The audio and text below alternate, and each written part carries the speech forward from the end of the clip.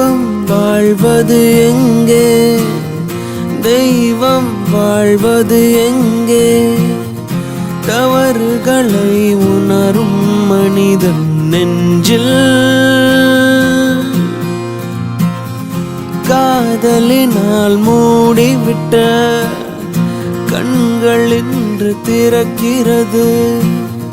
திறந்தவுடன் வழியுது கொஞ்சம் கண்ணீர்.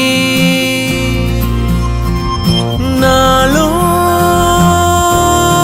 வணங்கும் தெய்வம் எங்கே?